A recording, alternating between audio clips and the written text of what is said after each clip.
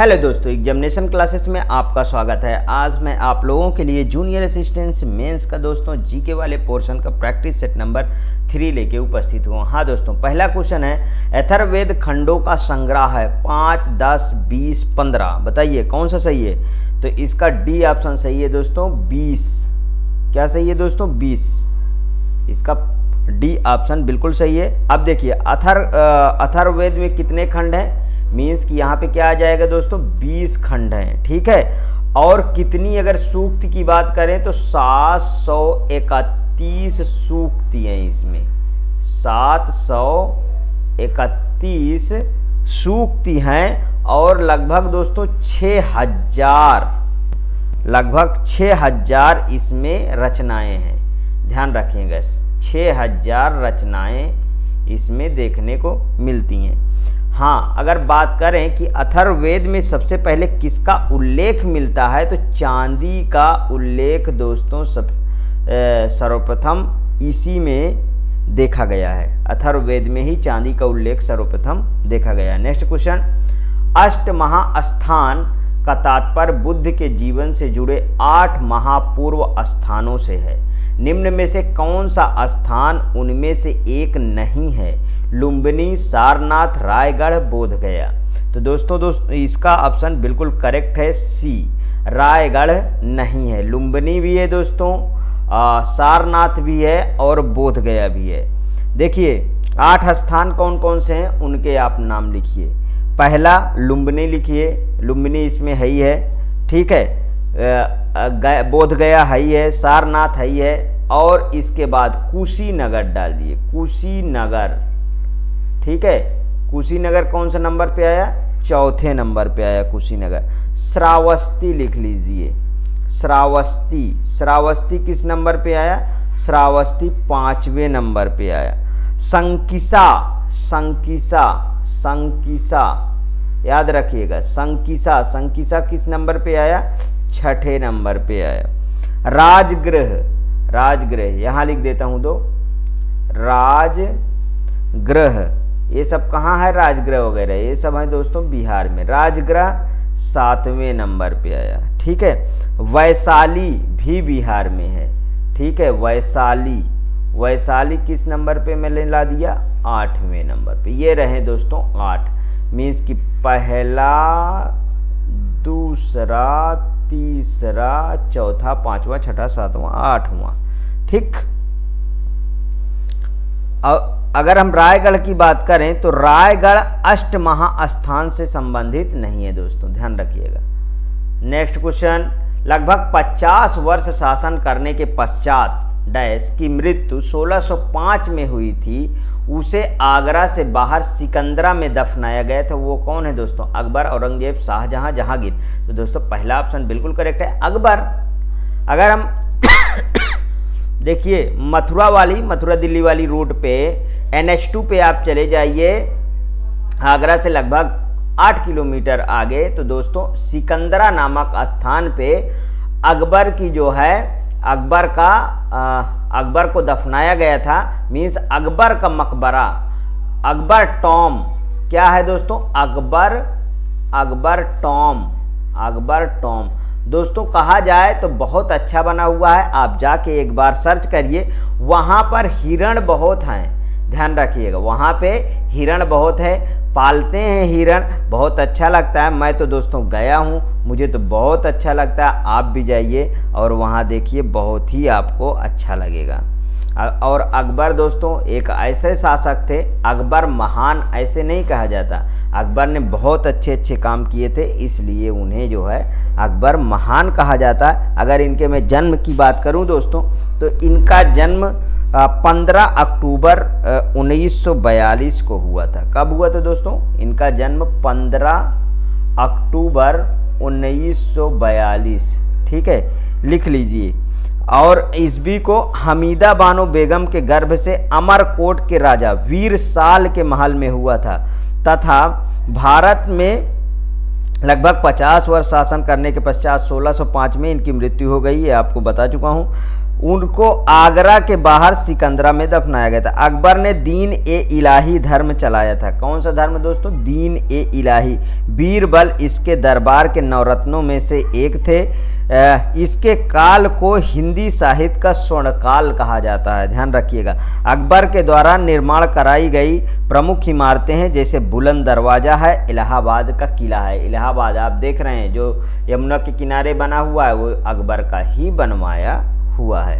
अब बुलंद दरवाज़ा फतेहपुर सीकरी में लगा हुआ है। फतेहपुर सीकरी दोस्तों आगरा से लगभग 18 किलोमीटर दूर है। बहुत अच्छा बना है, बहुत खूबसूरत है, आप जाके वहाँ भी घूम सकते हैं। चलिए नेक्स्ट क्वेश्चन, खिलाफत आंदोलन का संबंध किससे था? तुर्की से था, मिस्र से था, सऊदी अरब से था कि ईरान से था? बताइए कौन सा सही है? खिलाफत आंदोलन बहुत अच्छा है दोस्तों, तुर्की से था। इसका संबंध किससे था? तुर्की से था, ध्यान रखिएगा।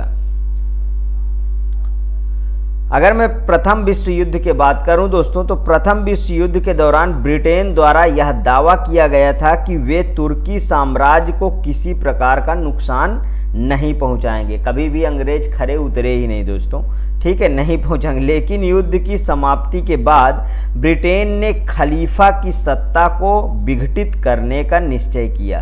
किसकी सत्ता को? खलीफा को। और एक खलीफा को सर्वश्रेष्ठ मानते थे, ध्यान रखिएगा।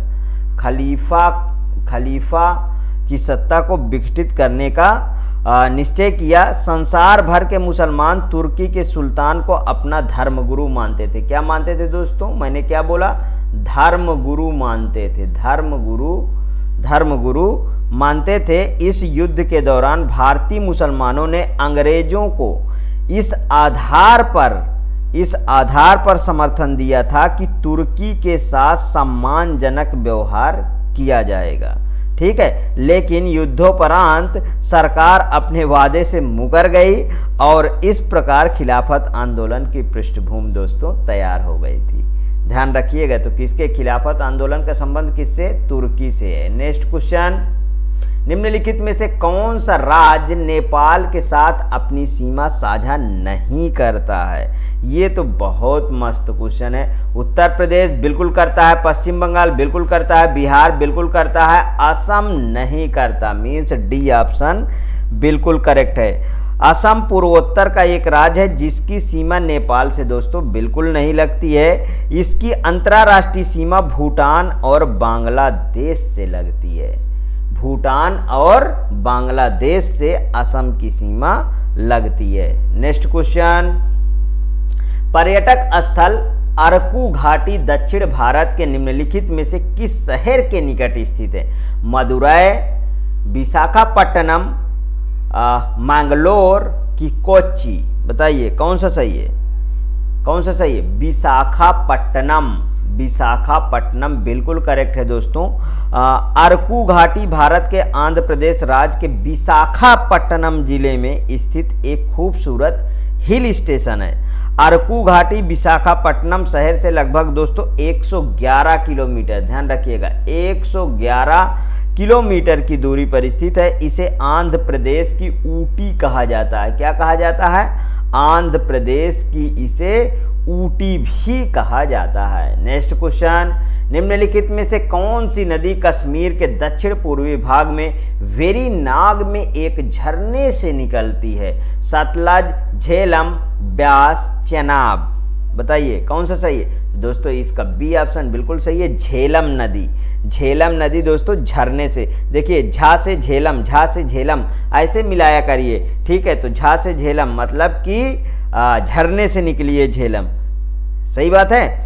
कश्मीर के दक्षिण पूर्वी भाग में चिनाब के पास एक झरना जो कि शेषनाग झील में गिरता है। कहाँ पे गिरता है? शेषनाग झील में गिरता है, से झेलम नदी का उद्गम होता है। झेलम चिनाब नदी की सहायक नदी है। झेलम किसकी नदी है दोस्तों? चिनाब नदी की सहायक नदी है, ध्यान रखिएगा। चिनाब की सहायक नदी है। चिनाब की सहायक नदी है झेलम, ठीक है। चिनाब नदी की सहायक नदी झेलम है। झेलम है।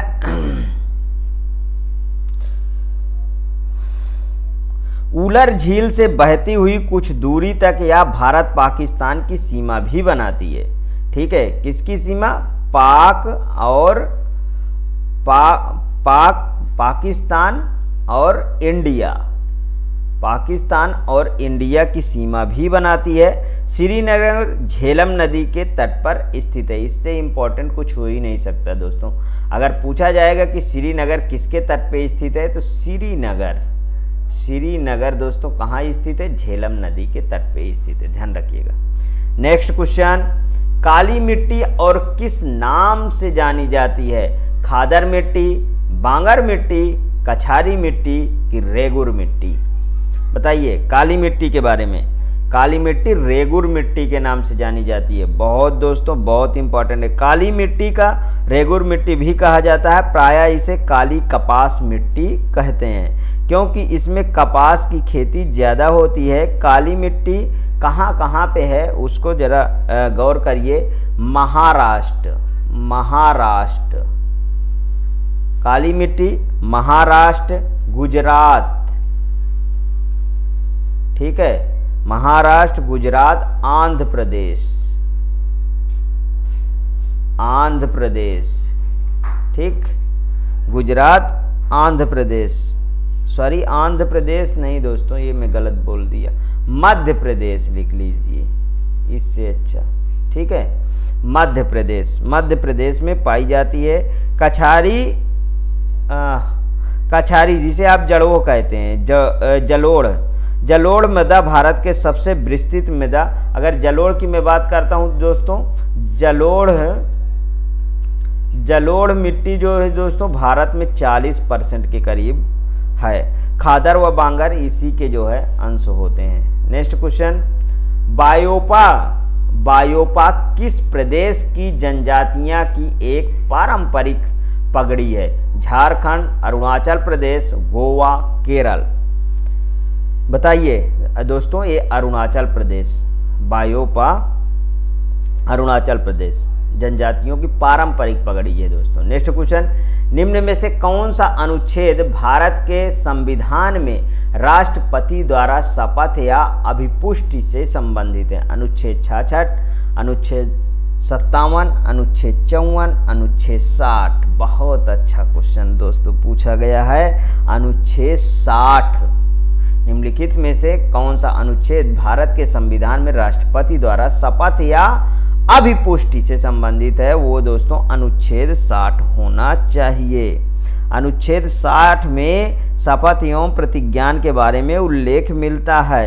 यह कहता है कि प्रत्येक राष्ट्रपति और प्रत्येक व्यक्ति जो राष्ट्रपति के रूप में कार्य कर रहा है या उसके कृत्यों का निर्वहन कर रहा है, अपना पद ग्रहण करने से पहले भारत के मुख्य न्यायमूर्ति या उसके अनुपस्थिति में उच्चतम न्यायालय के उपलब्ध ज्येष्ठतम न्यायाधीश के समक्ष शपथ लेगा। ध्यान रखिएगा। नेक्स्ट क्वेश्चन, भारतीय संविधान का अनुच्छेद 24 कारखानों आदि में बच्चों के रोजगार पर निषेध किससे संबंधित है? भारतीय नागरिक के मौलिक अधिकार, केंद्र सरकार, राज्य सरकार, राजनीति के निर्देशित सिद्धांत? किससे संबंधित है? तो भारतीय नागरिक के मौलिक अधिकार से यह संबंधित है।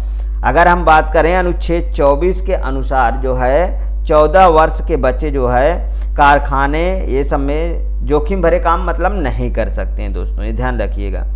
और अनुच्छेद 24 भारतीय नागरिक के मौलिक अधिकार के अंतर्गत ये आता है। ठीक, नेक्स्ट क्वेश्चन, भारतीय संविधान का कौन सा भाग आपात उपबंध के बारे में बताता है?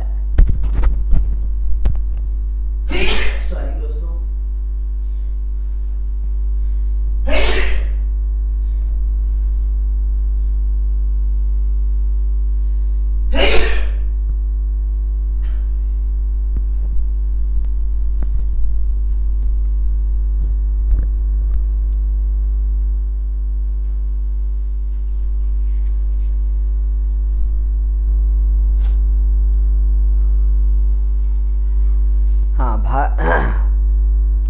नेक्स्ट क्वेश्चन क्या था दोस्तों? भारतीय संविधान का कौन सा भाग आपात उपबंध के बारे में बताता है? चलिए बात कर लेते हैं इन सब की हम। ये क्या करता है, ये इसका ऑप्शन सी सही है दोस्तों, आपात उपबंध के बारे में बताता है। यहाँ पे देखिए भाग 9 क्या करता है, ये पंचायतें के बारे में बताता है। पंचायतें के बारे में बताता है, ठीक है। और 12 का क्या काम है दोस्तों, 12 का काम है वित्त। 12 का काम है वित्त, संपत्ति, वित्त, संपत्ति और संविदाएं और वाद के बारे में बताता है। संविदाएं और वाद के बारे में बताता है। और ये दोस्तों 15 क्या बताता है, निर्वाचन।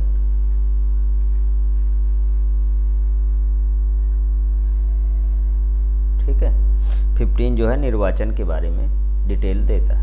नेक्स्ट क्वेश्चन, मूल्यह्रास किसके मूल्य की हानि है?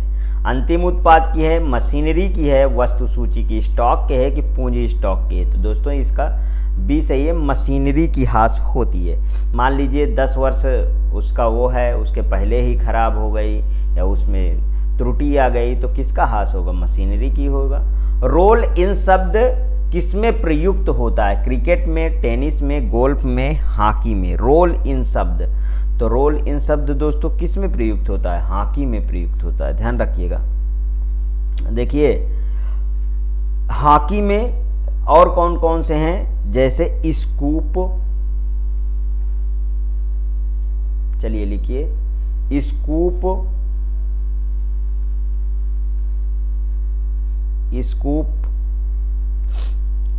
अंडरटेकिंग,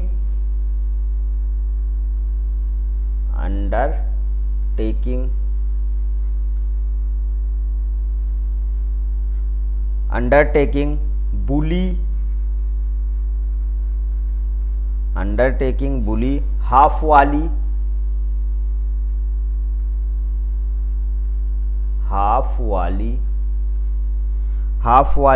पुश इन, ठीक है, पुश इन और फुल बैक।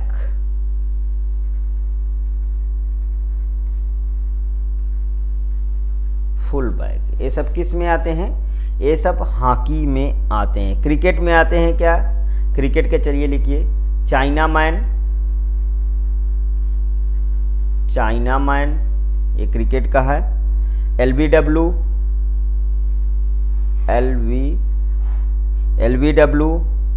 पॉपिंग क्रीज,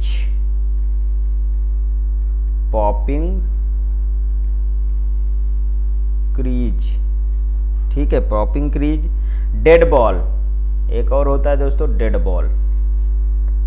ऐसे तो बहुत होते हैं, जो इम्पोर्टेंट है वो मैं बता रहा हूँ, डेड बॉल, ठीक है, ये सब याद रखिएगा। नेक्स्ट क्वेश्चन, यूनान की राजधानी क्या है?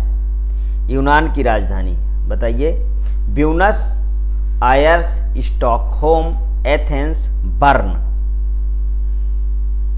कौन सा सही है? तो एथेंस यूनान की राजधानी है। कौन सा सही है? एथेंस। ब्यूनस आयर्स किसकी है? अर्जेंटीना की, लिख लीजिए यहाँ पे, अर्जेंटीना की है, ठीक है। और स्टॉकहोम किसकी है? स्वीडन की है, ठीक है, स्टॉकहोम स्वीडन की है। बर्न किसकी है? स्विट्जरलैंड की है।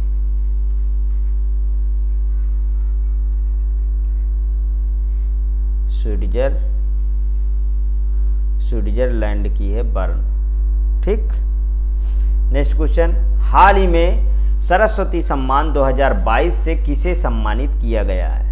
शिवा शंकरी, सीवी मंधाना, गीता राणा, तेजल मेहता। तो दोस्तों शिवा शंकरी, ध्यान रखिएगा, सरस्वती सम्मान से शिवा शंकरी जो है, शिवा शंकरी को दिया गया है, ठीक। नेक्स्ट क्वेश्चन, हाल ही में जारी विश्व खुशहाली रिपोर्ट 2023 के अनुसार भारत की रैंक कितनी है? दोस्तों ये 2023 के अकॉर्डिंग है, ध्यान रखिएगा। 5 क्वेश्चन अब मैं करंट के बताऊंगा, ठीक। तो इसका ऑप्शन है दोस्तों डी सही है, 136वां। नेक्स्ट क्वेश्चन, हाल ही में किस देश ने भारत के साथ संबंधों के 75 वर्ष पूर्ण होने के उपलक्ष्य में संयुक्त डाक टिकट जारी किया है? Georgia, Israel, Australia, Luxembourg. बताइए कौन सा सही है? 1 मिनट दोस्तों रुकिए। 12 का 136 दोस्तों 136 नहीं 126 होना चाहिए, एक तो गलत लग गया है। 100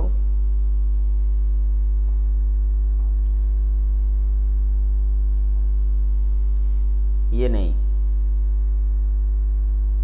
126 होगा, ध्यान रखिएगा। हाल ही में किस देश ने भारत के साथ संबंधों के 75 वर्ष पूर्ण होने के उपलक्ष्य में संयुक्त डाक टिकट जारी किया है? Georgia, Israel, Australia, Luxembourg. तो कौन किया था दोस्तों? लग्जमबर्ग ने जारी किया था, ध्यान रखिएगा। नेक्स्ट क्वेश्चन, पशुओं के स्वास्थ्य की देखभाल से संबंधित संजीवनी परियोजना की शुरुआत किस राज्य ने की थी? उत्तर प्रदेश, हिमाचल प्रदेश, सिक्किम, मध्य प्रदेश। कौन सा सही है दोस्तों? हिमाचल प्रदेश, हिमाचल प्रदेश। नेक्स्ट क्वेश्चन, अप्रैल 2023 में वाराणसी की तुलसी घाट बहाली परियोजना की शुरुआत कहां से की गई? Nepal, Singapore, Uganda, America. कहां से की गई है? तो युगांडा से की गई है, ठीक। अप्रैल 2023 में वाराणसी की तुलसी घाट बहाली परियोजना की शुरुआत कहां से की गई है? युगांडा से की गई है, ध्यान रखिएगा। भारत के विदेश मंत्री एस जयशंकर ने अफ्रीका देश युगांडा के दौरे के दौरान कंपाला से वाराणसी की तुलना घाट बहाली परियोजना की शुरुआत से की। दोस्तों मैं बता देना चाहता हूं कि चुनाव में बहुत सारे मंत्रियों का हेरफेर हुआ है, अदला बदली हुआ है, लेकिन जितने बड़े पद थे, जिस प्रकार जैसे शिक्षा मंत्री धर्मेंद्र प्रधान, विदेश मंत्री एस जयशंकर, ठीक है, होम मिनिस्टर हमारे कौन है? हमारे जो है बताइए कौन है? होम मिनिस्टर हमारे गुजराती ही हैं, और प्राइम मिनिस्टर बदले ही नहीं हैं। रक्षा मंत्री आप जानते ही हैं, ठीक है, राजनाथ सिंह जी हैं। इस तरीके से मतलब कि ये सब चीज़ें नहीं बदला है, ठीक। उसी तरीके जो है आपका सेम टू सेम जो ऊपर के पद हैं वही रखे गए हैं। हाँ, अगले जो निचले पद हैं उसमें जो है कुछ बदलाव हुए हैं, तो उसकी बहुत बड़ी चिंता नहीं करनी है कि इसमें मतलब एक बार उनको आप सरसरी निगाह से देख सकते हैं, ठीक है। तो थोड़ी सी लिख लीजिए कुछ चीज़ें तो अच्छा रहेगा। रक्षा मंत्री कौन है?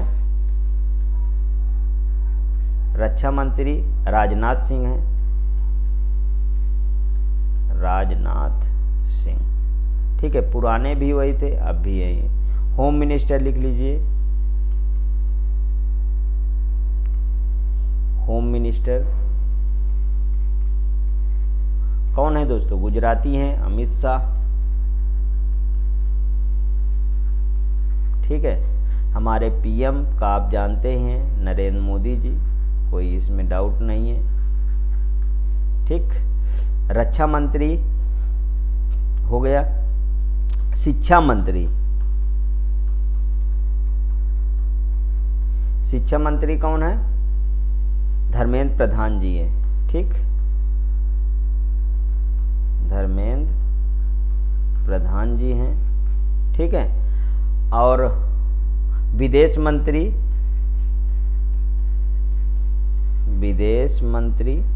एस जयशंकर हैं, ठीक है। एस